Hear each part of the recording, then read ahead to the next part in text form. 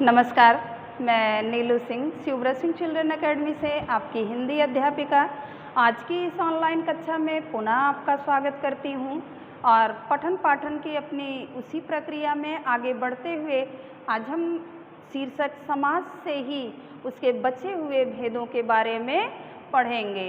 इससे पिछले वीडियो में आपने द्विगु समास, द्वंद्व समास और कर्मधारय समास पढ़ा। कर्मधारय समास पढ़ते समय आप उसमें 4 चीज़ें पढ़े होंगे: उपमेय, उपमान, विशेषण और विशेष्य। हमारा टॉपिक जो था वो इसी पर आकर के रुका हुआ था कि ये 4 चीज़ें क्या होती हैं। इनकी परिभाषा हमने आपको बताई, इनकी पहचान बताई। आज की इस वीडियो में हम इसके उदाहरण से शुरू करेंगे कि इसके उदाहरण उपमेय और उपमान, विशेषण और विशेष्य के उदाहरण कौन कौन से हैं। तो सबसे पहले चलते हैं हम कर्मधारय समास के उदाहरण पर।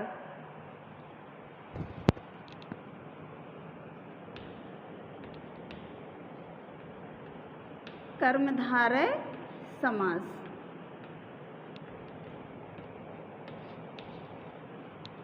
चार चीज़ें इसमें आप देखेंगे: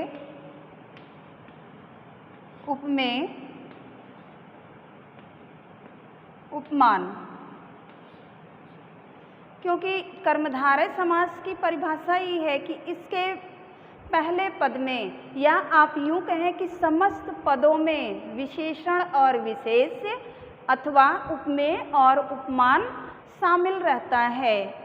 तो जो ऐसे समस्त पद होते हैं वो कर्मधारय समास कहलाते हैं। तो हमने पिछली वीडियो में भी आपको बताया कि उपमेय क्या है। उपमेय एक साधारण, चाहे वस्तु हो चाहे प्राणी हो, और उपमान है बहुचर्चित या विशेष। आप ऐसे समझिए, ये कोई साधारण वस्तु या प्राणी और ये विशेष।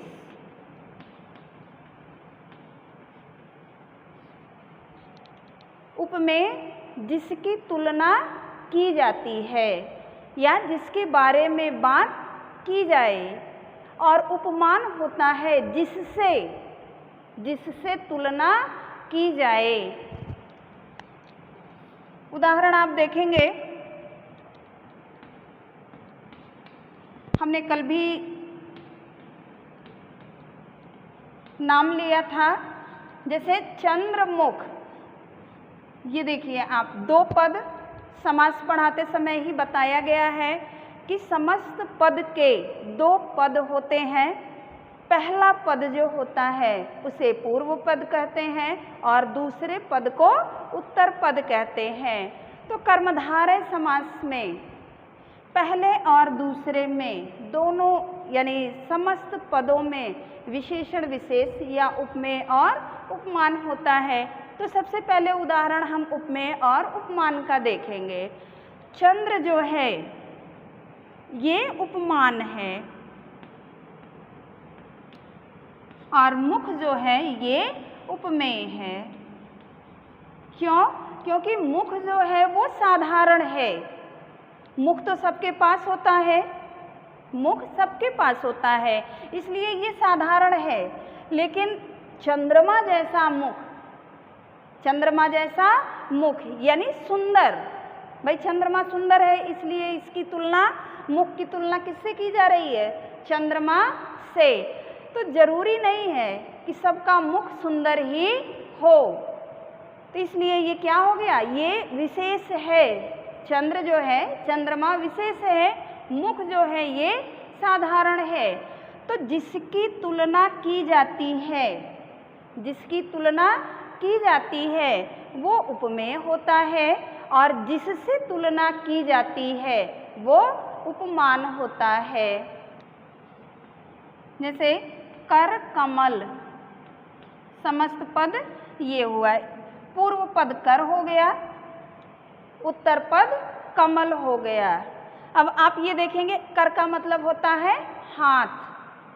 हाथ तो साधारण है, सबके पास होता है, लेकिन सबका हाथ कमल के समान कोमल और सुंदर हो ऐसा संभव नहीं है। भाई इसके अनेकों प्रकार होते हैं। हाथ तो सामान्य है क्योंकि वो सबके पास रहेगा, लेकिन सबका हाथ कमल के समान सुंदर हो ऐसा भी संभव नहीं है। तो कमल क्या हो गया?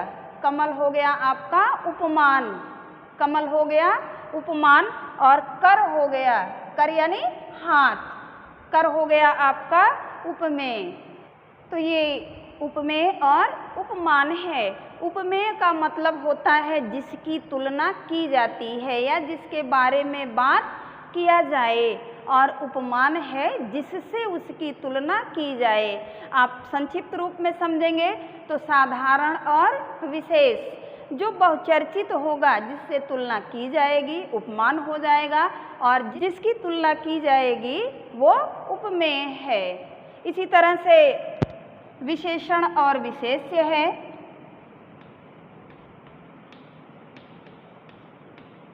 विशेषण विशेष,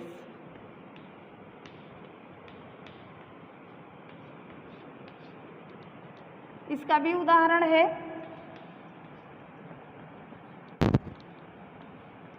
नील कमल।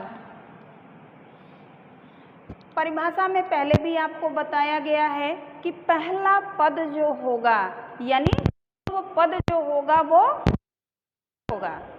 वो विशेषण होगा, और उत्तर पद जो होगा वो विशेष्य होगा। इसीलिए पहले ही उसकी परिभाषा में ही कहा गया है कि समस्त पद में विशेषण और विशेष्य या उपमेय और उपमान मिलते हैं। तो इसमें पूर्व पद आपका ये है नील, और उत्तर पद आपका पूर्व पद, और ये हो गया आपका उत्तर पद। ये कमल संज्ञा है, ये उसकी विशेषता है। विशेषण का मतलब ही है कि संज्ञा सर्वनाम की विशेषता बताने वाले शब्द को विशेषण कहते हैं, और विशेष्य होता है कि जिसके बारे में या जिसकी विशेषता बताई जाती है वो संज्ञा और सर्वनाम है। संज्ञा और सर्वनाम की ही विशेषता बताई जाएगी। तो जो शब्द संज्ञा सर्वनाम की विशेषता बताते हैं वो विशेषण कहलाते हैं, और जिसकी विशेषता बताई जाती है वो विशेष्य कहलाते हैं। तो यहाँ विशेषता किसकी बताई जा रही है? कमल की। कैसा है कमल? नीले रंग का है। नील यानी नीला। कमल कई प्रकार के होते हैं, चाहे आप सफ़ेद लीजिए, गुलाबी लीजिए, लाल लीजिए। तो यहाँ पहले ही इसीलिए बता दिया गया है कि नील कमल, कि नीला है जो कमल। इसमें आप अक्सर देखेंगे जब भी आप विग्रह करेंगे तो है जो करके आएगा। अब इसी का जब विग्रह कर दें तो विग्रह करने के बाद नीला है जो कमल। विग्रह करने पर आपको है जो, ये दो शब्द जो हैं आपको मिलेंगे जब आप उस समस्त पद का विग्रह करेंगे। दूसरा उदाहरण है महाराजा। इसका विग्रह हो जाएगा महान है जो राजा। राजा तो होते हैं लेकिन जरूरी नहीं है कि जितने भी राजा हैं वो सब महाराजा हों। तो महाराजा वही है, महान है जो राजा, वो क्या कहलाएगा? महाराजा। तो देखेंगे ये महा शब्द जो पूर्व पद है ये क्या है? ये विशेषण है। ये राजा की विशेषता बता रहा है कि कौन सा राजा महाराजा कहलाता है, यानी जो राजा महान होगा। तो ये पहला पद विशेषण हो गया। पहला पद क्या हो गया? विशेषण। और दूसरा पद ये राजा जो है ये हो गया विशेष्य। तो कर्मधारय समास के अंतर्गत ये 4 चीज़ें आपको हमेशा मिलेंगी। उनके समस्त पदों में, यानी जिन समस्त पदों में विशेषण और विशेष या उपमेय और उपमान मिलते हैं वो कर्मधारय समास कहलाते हैं। अब इसके बाद हम इसका छठवां जो भेद है समास का, बहुव्रीहि के बारे में पढ़ेंगे। छठवां है बहुव्रीहि समास।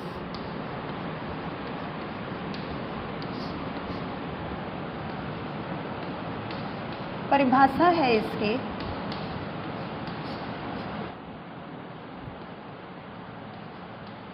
बहुव्रीहि समास का कोई भी पद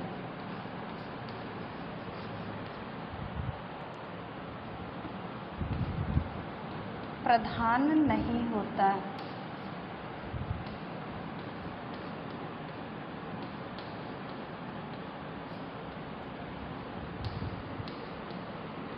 पूर्व पद तथा उत्तर पद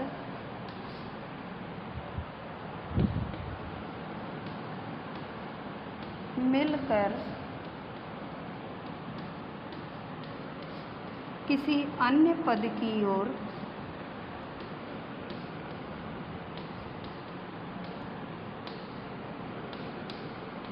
संकेत करते हैं।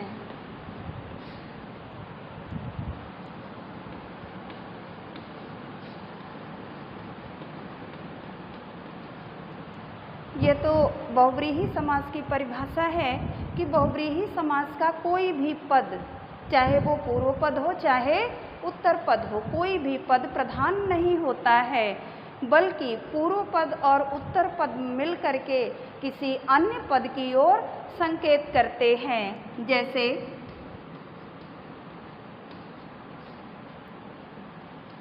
समस्त पद है आपका दशानन। अब इसमें 10 आनन हम जब विच्छेद करेंगे तो हो जाएगा 10 धन आनन, यानी 10 है सिर जिसके, आनन यानी सिर।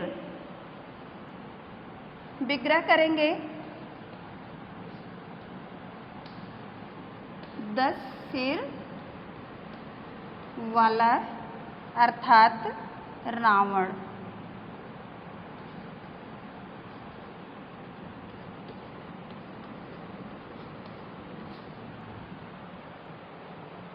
ना पहला पद यानी पूर्व पद इसका मेन है, मुख्य है, और ना ही उत्तर पद इसका मुख्य है।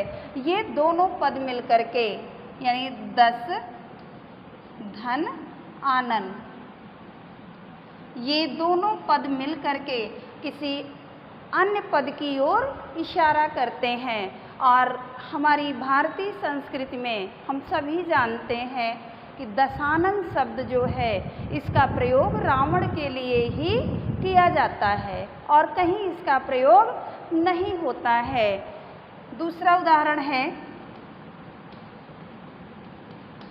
लंबोदर। अब जब इसे हम विग्रह करेंगे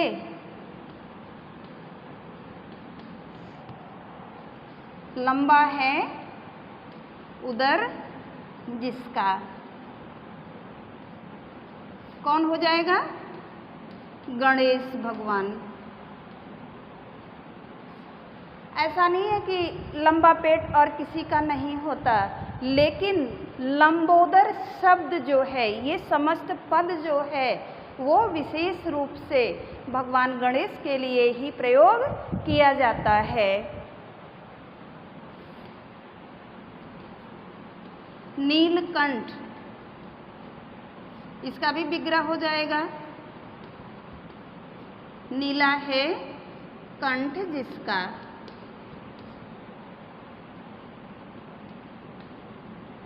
तो नीला है कंठ जिसका हम किसे जानते हैं?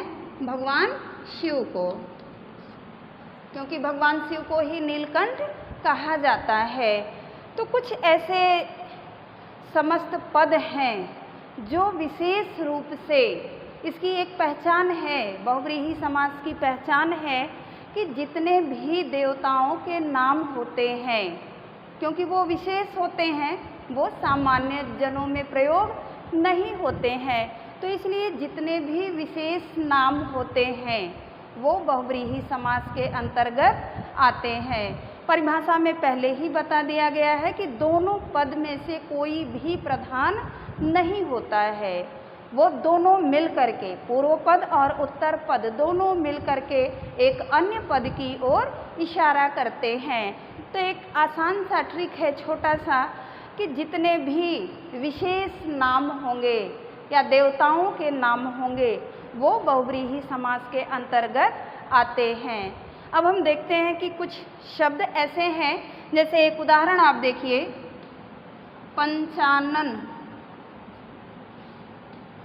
अब ये पंच और आनन, तो आपके दिमाग में ये प्रश्न भी आएगा कि इसमें आपको एक समास पढ़ाया गया है, द्विगु समास, जिसमें बताया गया है कि उसका पहला पद जो होता है वो संख्यावाची होता है, तो वो यहाँ भी आया है।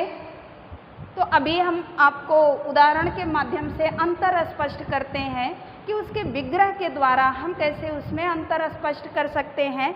द्विगु समास और बहुव्रीहि समास में क्या अंतर है, यहाँ आप देखेंगे पंच आनन, यानी 5 सिर वाला या 5 मुख वाला।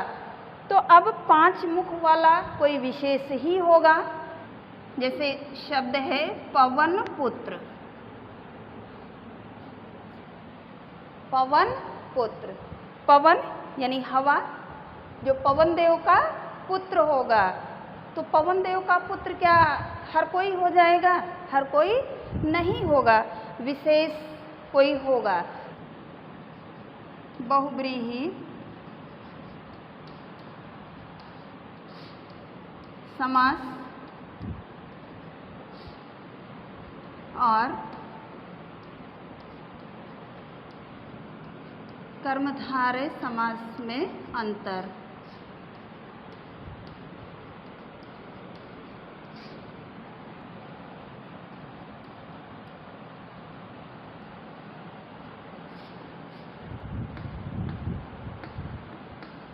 समस्त पद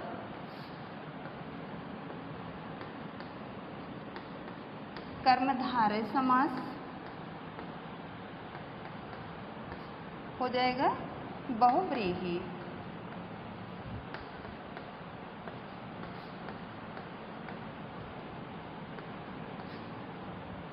समस्त पद हो गया नीलकंठ।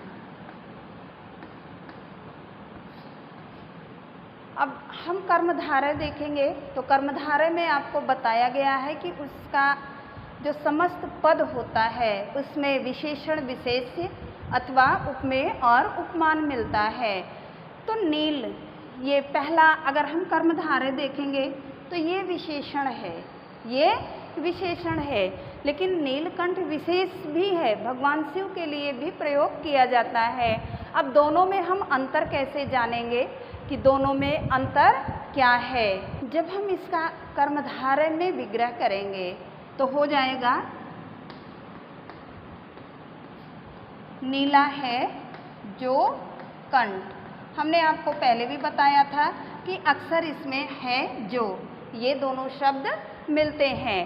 तो अगर हम कर्मधारय समास के अंतर्गत इसको रखेंगे, क्योंकि विग्रह के द्वारा ही हम स्पष्ट करेंगे और आपको पहले ही ये संक्षिप्त रूप में जाना चाहिए कि जितने भी विशेष नाम होंगे, जो भी विशेष होगा वो बहुव्रीहि समास ही होगा। तो यहाँ अगर कर्मधारय समास है तो नीला है जो कंठ, लेकिन बहुव्रीहि समास में जब आएंगे तो हम यहाँ करेंगे इसका विग्रह, नीला है कंठ जिसका,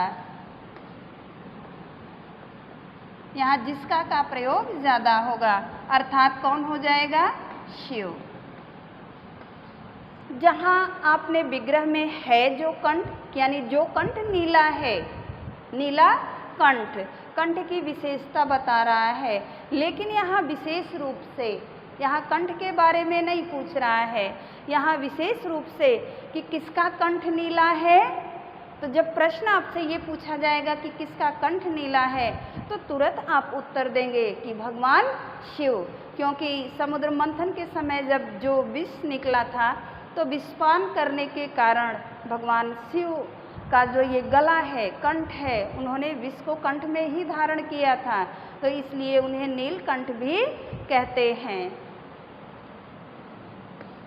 दूसरा है पीतांबर। इसे जब हम कर्मधारय समास में ले आएंगे तो इसका विग्रह करेंगे, पीला है जो वस्त्र, क्योंकि अंबर का मतलब होता है वस्त्र, ये वस्त्र की पर्यायवाची है। यहाँ जब हम इसको अभी विच्छेद करेंगे तो पीला धन अंबर हो जाएगा, तो अंबर का मतलब ही होता है वस्त्र। कर्मधारय समास में यहाँ देखिए विशेषता बताई जा रही है वस्त्र की, कि कैसा वस्त्र, पीला वस्त्र, ये तो विशेषण हो गया। लेकिन जब हम यही अब पीला पीतांबर हम किसको कहते हैं, ले लकुटी ओढ़ी पीतांबर, भगवान श्री कृष्ण के लिए या भगवान विष्णु के लिए भी प्रयोग किया जाता है। तो जब विग्रह इसका करेंगे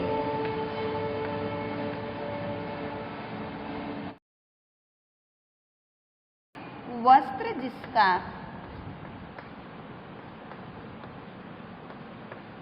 अर्थात कृष्ण।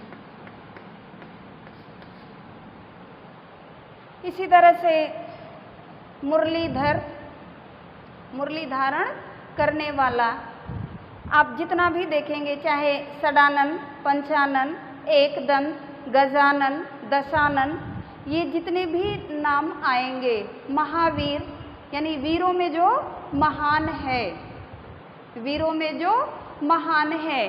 कर्मधारय समास भी है और बहुव्रीहि समास भी है, लेकिन जब आप विग्रह में अंतर स्पष्ट करना समझ जाएंगे तो आपको दोनों में अंतर करना आसानी हो जाएगी। वैसे भी आसान ट्रिक है कि जितने भी विशेष नाम हो या देवताओं के नाम हो, वो सारे के सारे आपके बहुव्रीहि समास के अंतर्गत ही आते हैं। इसके बाद हम देखते हैं बहुव्रीहि समास और द्विगु समास में अंतर।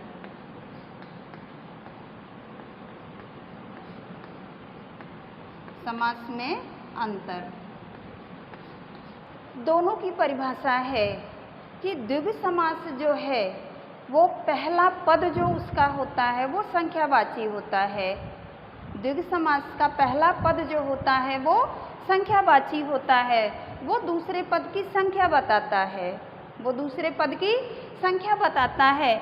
लेकिन बहुव्रीहि समास में भी कभी कभी ऐसा होता है कि पहला पद जो होता है वो संख्यावाची होता है। जैसे हमने आपको उदाहरण दिया, एकानन, पंचानन, षडानन, चतुर्मुख, चतुर्भुज, ये सारे क्या हैं, ये भी तो पहला पद जो है इसमें भी तो संख्या आ रही है, चतुर यानी 4, षडानन यानी 6, एक दंत यानी एक दांत वाला, पंचानन 5 मुख वाला। तो इस तरह से बहुव्रीहि समास में भी आता है। लेकिन बहुव्रीहि समास की परिभाषा आपको पहले ही बताई गई है कि बहुव्रीहि समास में दोनों पद प्रधान नहीं होते हैं, दोनों मिलकर के क्या करते हैं, एक अन्य पद की ओर संकेत करते हैं। द्विगु समास में क्या है, ये किसी अन्य पद की ओर संकेत नहीं करते, पहला पद संख्यावाची होता है, वो दूसरे पद की संख्या बताता है। क्योंकि आपको पढ़ाया गया है कि समस्त पद में 2 पद होते हैं, पूर्व पद और उत्तर पद। उसमें पहला पद संख्यावाची होता है, वो दूसरे पद की संख्या बताता है। लेकिन बहुव्रीहि समास में पहला पद संख्यावाची होते हुए भी ये किसी अन्य की ओर इशारा करते हैं। यही अंतर बहुव्रीहि समास और द्विगु समास में है। जैसे आप उदाहरण देखेंगे,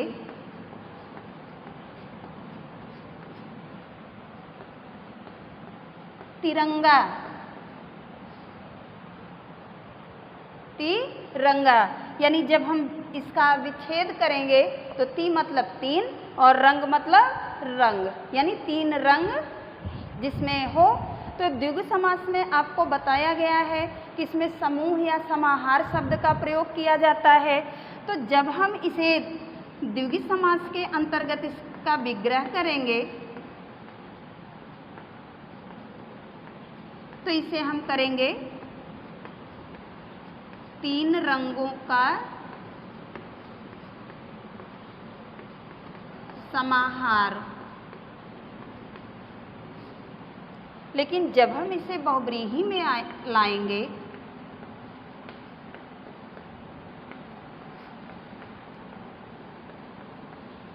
तो हम करेंगे तीन रंग है जिसमें, या जिसका भी कह सकते हैं। तो तीन रंग हम तिरंगा शब्द विशेष रूप से राष्ट्र ध्वज के लिए ही प्रयोग करते हैं। तो यहाँ ये विशेष हो गया, तिरंगा यानी हमारा राष्ट्र ध्वज। तो ये तो आपने समास के अंतर्गत पढ़ा, समास की परिभाषा कि दो या दो से अधिक शब्दों को एक साथ मिला करके संक्षिप्त करने की जो प्रक्रिया होती है वो समास कहलाती है। इसमें जो सामासिक पद होता है उसे हम समस्त पद भी कहते हैं। और समस्त पद में भी दो पद होते हैं, पहले पद को हम पूर्व पद कहते हैं और दूसरे पद को हम उत्तर पद कहते हैं। इसके बाद आपने समास के भेद पढ़े कि समास के कितने भेद होते हैं। समास के 6 भेद आपको बताए गए। पहला आपने अव्ययी भाव समास पढ़ा, जिसमें आपने पढ़ा कि उसका पहला पद जो होता है वो अव्यय होता है, वो समस्त पद को मिला के अव्यय की तरह काम करता है। दूसरा आपने तत्पुरुष समास पढ़ा, जिसमें आपने पढ़ा कि उसका दूसरा पद यानी उत्तर पद जो होता है वो प्रधान होता है और इसमें 6 विभक्तियों का प्रयोग किया जाता है। प्रथमा विभक्ति और संबोधन यानी 8वीं विभक्ति का प्रयोग तत्पुरुष समास में नहीं किया जाता। तीसरा समास आपने द्विगु पढ़ा, जिसका पहला पद यानी पूर्व पद जो होता है वो संख्यावाची होता है। चौथा आपने द्वंद्व समास पढ़ा, जिसमें योजक चिन्हों का लोप हो जाता है, समुच्चय बोधक जो शब्द होते हैं वो गायब हो जाते हैं, उनका प्रयोग नहीं होता, विग्रह करने पर उनका प्रयोग होता है। और उसकी पहचान है कि उसमें आने वाले जो शब्द होते हैं वो विलोमार्थी होते हैं। इसके बाद आपने 5वां पढ़ा कर्मधारय समास, जिसमें बताया गया कि आप 4 चीज़ें पढ़ते हैं, विशेषण और विशेष्य पढ़ते हैं, उपमेय और उपमान पढ़ते हैं। उसका पहला पद जो होता है, पूर्व पद जो होता है वो विशेषण होता है। इसके बाद आपने 6वां पढ़ा बहुव्रीहि समास, जिसमें आपने पढ़ा कि इसका दोनों पद यानी कोई भी पद प्रधान नहीं होता है, ये किसी अन्य पद की ओर इशारा करते हैं। आप कर्मधारय समास और बहुव्रीहि समास में अंतर भी आपने पढ़ा कि भाई विग्रह के द्वारा हम उसके अंतर को स्पष्ट कर सकते हैं। जहाँ कर्मधारय समास में आप विग्रह करते समय है जो शब्द का प्रयोग करेंगे, वहीं आप बहुव्रीहि समास में जिसका का प्रयोग करेंगे कि जैसे किसी विशेष के लिए वही अंतर आपने द्विगु समास और बहुव्रीहि में देखा कि क्योंकि द्विगु में समूह या समाहार शब्द का प्रयोग करते हैं और बहुव्रीहि में किसी तीसरे की तरफ इशारा करते हैं। तो मैं उम्मीद करती हूँ कि आपको वीडियो के माध्यम से अपने इस शीर्षक को समझने में काफ़ी सहायता मिलेगी। आप वीडियो देखते समय अपनी किताब को अपने पास रखना न भूलें और किताब से बेहतर आपका मित्र कोई नहीं हो सकता। मैं हमेशा आपको ये सचेत करती हूँ। अगले वीडियो में मैं पुनः एक नए शीर्षक के साथ आपसे मिलूँगी। मेरी शुभकामनाएं सदैव आपके साथ हैं। आप मेहनत और ईमानदारी से पढ़िए, हम आपके साथ हैं। धन्यवाद।